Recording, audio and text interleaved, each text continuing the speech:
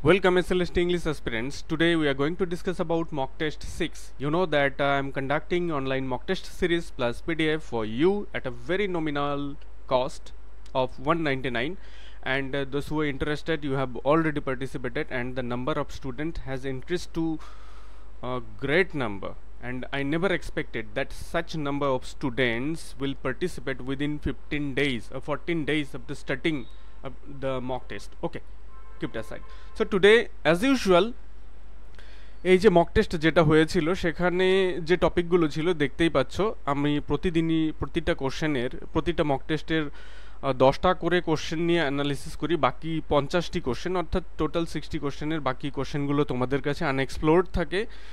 তো এই মক টেস্টটা শিডিউল ছিল ফ্রাইডে, এবং এই মক টেস্টগুলোতে যারা পার্টিসিপেট করতে চাও আমাকে এই নাম্বারে হোয়াটসঅ্যাপ করলেই ডিটেলস পেয়ে যাবে। যাই হোক, এখানে আজকে শুধু আমরা গ্রামার সেকশন, গ্রামারে যে কোশ্চেনগুলো অ্যাড করেছিলাম মোটামুটি 40%-এর মতো কোশ্চেন্স গ্রামার সেকশন থেকে ছিল। প্রতিদিনই আমি টেক্সট নিয়ে মক টেস্টগুলো থেকে আলোচনা করলেও আজকে কিন্তু গ্রামার সেকশন রয়েছে। তো চলো আমরা প্রসিড করি আজকের গ্রামার সেকশনে।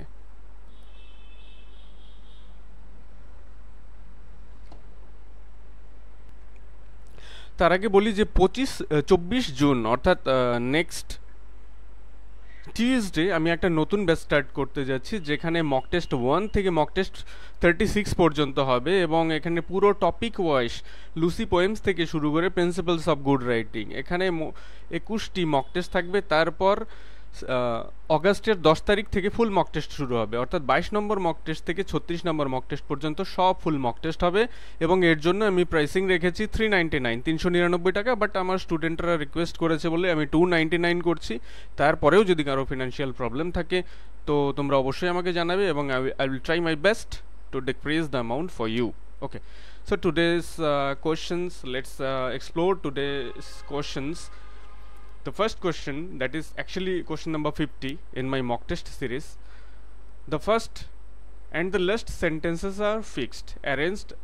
Arrange other sentences orderly. So first question number 1, sentence number 1 and 6 are fixed, but these are not in orderly manner, and you will have to arrange them orderly. So your time starts now.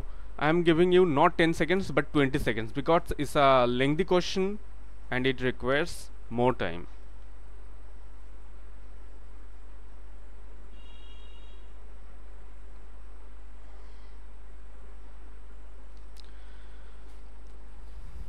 একবার দেখো নাও, পরে 10 second করে তোমরা time পাবে, তারপর শেষের দিকে আমি কোশ্চেনের অ্যান্সারগুলো সব বলে দিব, একবার মিলিয়ে নেবে এবং আমাকে অবশ্যই জানাবে কার কত স্কোর হলো।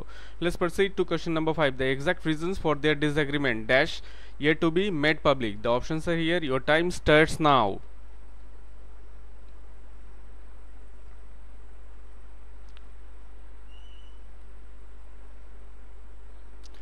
Question number 52. The firm has been dealing dash luxury goods for more than 2 decades. এরকম একটা কোশ্চেন এর আগেই করিয়েছিলাম গ্রামার থেকে। তো অপশন দেখো, তোমার টাইম শুরু হয়ে গেছে। Within 10 seconds you will have to mark and note your responses so that you can understand how much did you score. Question number 53. She dash in Delhi for 2 years but has not seen the India Gate. Your time starts now. Look at the options and mark the right response. Proceed to question number 54. Nearest meaning of paucity. The options are sincerity, shortfall, publicity, downfall. Your time starts now. গ্রামারের ওপর আমি SLST ইংলিশের একটা portal তৈরি করছি, যেখানে প্রায় 1000 question practice sets থাকবে, 1000 প্র্যাকটিসেবল কোশ্চেন্স থাকবে, যেটা ইন্টারঅ্যাক্টিভ হবে। তোমরা ডেসক্রিপশন বক্সে সে লিঙ্কটা পেয়ে যাবে। Next question, he did it purposely. You'll have to use the antonym of the underlined word. Here the options are here. Your time starts now.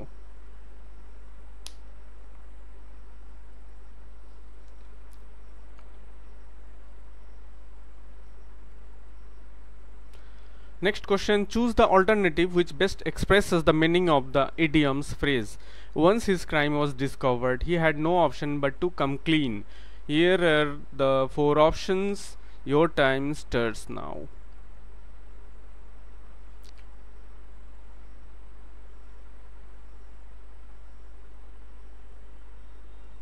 I think you have marked your response.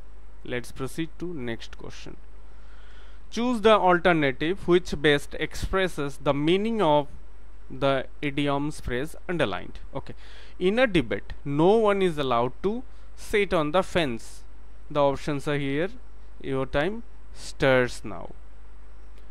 To avoid taking sides, to insult a speaker, to relax while others speak, to agree with someone. Here are the options to mark. Next, change the voice. It's about a voice change. It is impossible to do this. The options are doing this is impossible to be done, this must not be done, this cannot be done. Your time starts now.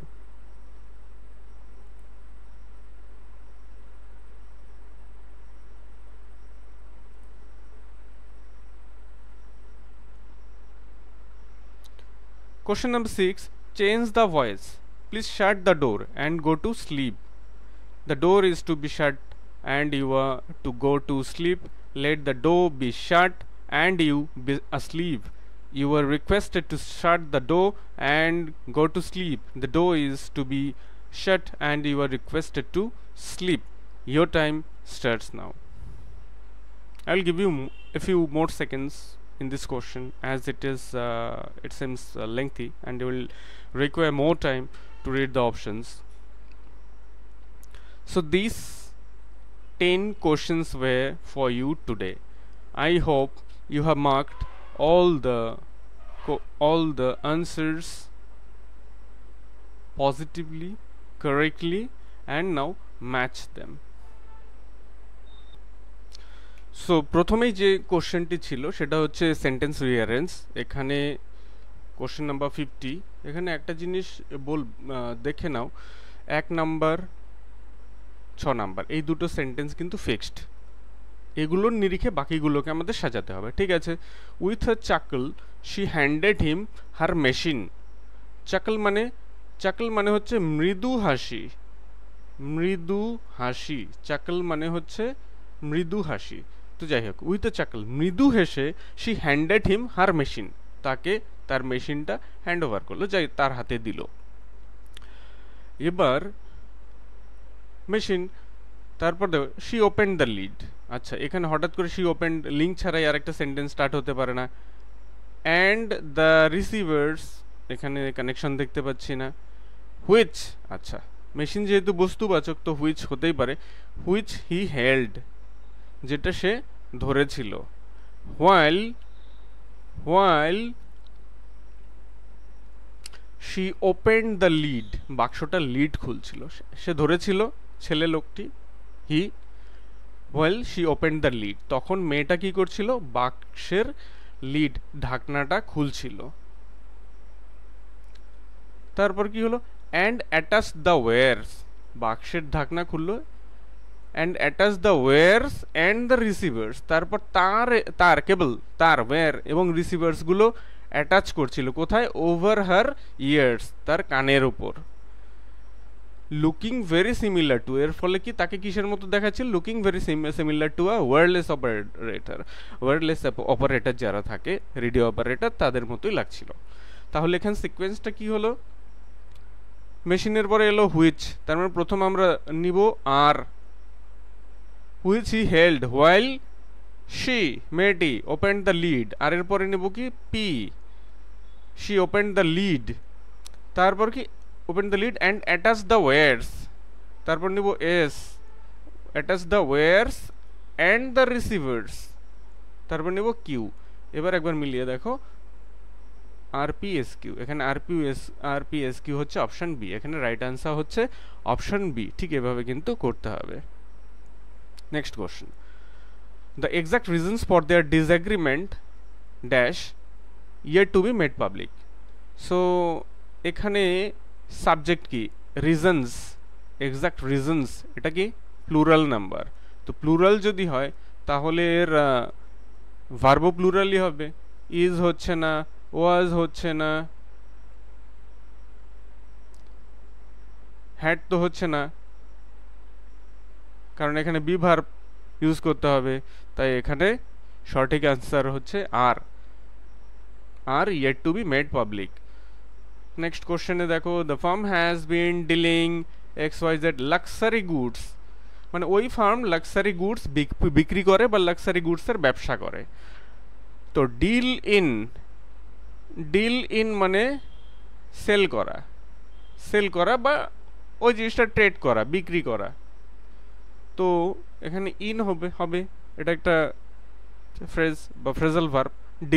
Dealing in মানে কোনো কিছু কিন্তু deal করা না, dealing in মানে simply sell, to sell. Dealing in means selling. এটা আমি এর আগেও করিয়েছিলাম একবার আমার মনে হচ্ছে। She dash in Delhi for 2 years but has not seen the India gate. আচ্ছা, এখানে হ্যাজ নট রয়েছে, প্রেজেন্ট টেন্সের একটা ইশারা রয়েছে, তাই আমি হ্যাডকে আগেই এক্সক্লুড করে দিচ্ছি। আর সে দিল্লিতে বাস করছে কতদিন ধরে, 2 years, যখন স্পেসিফিক পিরিয়ড অফ টাইম। আমি সাপোজ আমি কলকাতায় বাস করছি 4 বছর ধরে, I have been living in Kolkata for 4 years, এরকম স্পেসিফিক টাইম ফ্রেম যদি হয় তাহলে সেগুলি কি হয়, প্রেজেন্ট পারফেক্ট কন্টিনিউয়াস টেন্স হয়। তাহলে কি হবে, she has been living, present perfect continuous tense কিন্তু এখানে হতেই হবে আনডাউটেডলি। তো এখানে option B right answer. Next দেখো question number 7, nearest meaning of paucity. Paucity মানে কি, পসিটি মানে সিম্পলি মানে হচ্ছে ঘাটতি, or want of something, he is in want of money। তো পসিটি মানে হচ্ছে ঘাটতি। তো এখানে মিনিংগুলো একবার, সিনসিয়ারিটি তো কোনোভাবে কানেক্টেড না, পাবলিসিটি কোনোভাবে ঘাটতির সাথে, ডাউনফল মানে উঠছিল পড়ে গেল, এটা কিন্তু ঘাটতি না। শর্টফল হচ্ছে ঘাটতি, শর্টফল মানেই হচ্ছে ঘাটতি। তো এখানে রাইট অ্যান্সার হচ্ছে শর্টফল। নেক্সট দেখো 55, হি ডিড ইট পারপাসলি মানে উদ্দেশ্যমূলকভাবে ইউজ করতে হবে কি, আন্ডারলাইন্ড ওয়ার্ডের অ্যান্টোনিম। হাফ হার্টেডলি না, টিমিডলি ভীতুভাবে কখনোই না, হেজিটেটিংলি হেজিটেট করতে কখনোই না, আনইনটেনশনালি মানে কি অনিচ্ছাকৃত, পারপাসলি মানে ইচ্ছাকৃত। তো এর অপোজিট তো এটাই হয়ে যাচ্ছে সিম্পলি। খুব সিম্পল কোশ্চেন ছিল, এখানে গ্রামার সেকশনটা মেইনলি বেসিক্যালি সিম্পল ছিল। তো এখানে রাইট অ্যান্সার হচ্ছে অপশন সি, যদিও এবিসি নেই বাট সিকোয়েন্সিয়ালি দেখলে এটা সি হয়। নেক্সট কোশ্চেন ছিল 56, choose the alternative which best expresses the meaning of the idioms or the phrase. Once his crime was discovered, he had no option but to come clean. কখনো নিউজপেপারে দেখেছো যে ultimately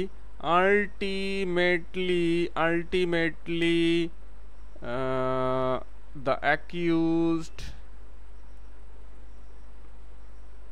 came clean to the SIT, came clean to the SIT means special investigating team। তার মানে দোষ স্বীকার করা, ultimately শেষ পর্যন্ত দ্য অ্যাকিউজড ওই অভিযুক্ত ব্যক্তিটি কেম ক্লিন দোষ স্বীকার করলো কার কাছে, to the SIT special investigation টিমের কাছে। তো টু কাম ক্লিন মানে হচ্ছে কোনো কারো দোষ স্বীকার করা, গিল্টি কনফেস করা। তো দেখি, টু ডিনাই দ্য ক্রাইম অস্বীকার করা না, টু কনফেস মানে স্বীকার করা, কনফেস দ্য ক্রাইম, এটাই হচ্ছে সঠিক অ্যান্সার। আর পরের অপশনগুলো দেখার কোনো মানেই আসে না। অ্যাপোলোজাইজ মানে জানি আমরা ক্ষমা চাওয়া, আর এটা মানে হচ্ছে অন্য কারো ঘাড়ে দোষ চাপিয়ে দেওয়া। সুতরাং আমার কোনো প্রশ্নে আসে না, অপশন আমি পেয়ে গেছি। নেক্সট 58 নাম্বার, এখানেও কি করতে হবে, ইডিয়ম বা ফ্রেজকে তার মিনিং আইডেন্টিফাই করতে হবে। In a debate no one is allowed to sit on the fence. বাহ, খুব ভালো কথা। সিট অন দ্য ফেন্স মানে নিউট্রাল থাকা।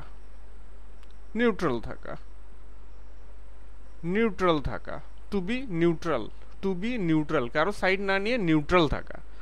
তো এখানে দেখি টু, প্রথমেই আনসার পেয়ে যাচ্ছি, টু অ্যাভয়েড টেকিং সাইডস, এটা অপশনে। আর আমি এগোচ্ছি না, কোনো অ্যানালিসিস, এগুলো দেখে নিও, খুব ইজি এক্সপ্রেশনস রয়েছে। Next 58, change the voice, voice change করতে হবে, ইট is impossible to do this. Is হচ্ছে কি ইনট্রানজিটিভ ভার্ব, আর ইনট্রানজিটিভ ভার্ব এখানে আমরা ইজের কোনো চেঞ্জে যাব না।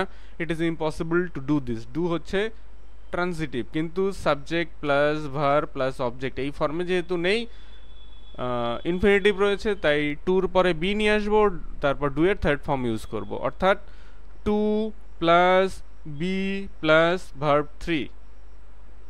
ইট ইজ ইম্পসিবল, দেখি এই ফর্মে কোনটা আছে, ইট ইজ ইম্পসিবল, এখানে কোনো চেঞ্জ, আহা এখানে দিস না, এইট হবে, হ্যাঁ ইট ইজ ইম্পসিবল, এই অংশটা কোনো চেঞ্জ হবে না, এটা একটা টাইপিং এরর, টাইপও ছিল। তারপরে কি থাকবে, টু, হ্যাঁ টু আছে, তারপর কি থাকবে, বি, হ্যাঁ বি আছে, তারপর কি ভার্বের থার্ড ফর্ম ডান আছে, তো রাইট অ্যান্সার এখানে বি। তো চলো কোশ্চেন নাম্বার 60, এখানেও কি change the voice, please shut the door and go to slip. এখানে গো হচ্ছে intransitive verb, intransitive verb, intransitive verb, তাই এখানে গো নিয়ে আমরা বেশি কিছু করতে যাব না।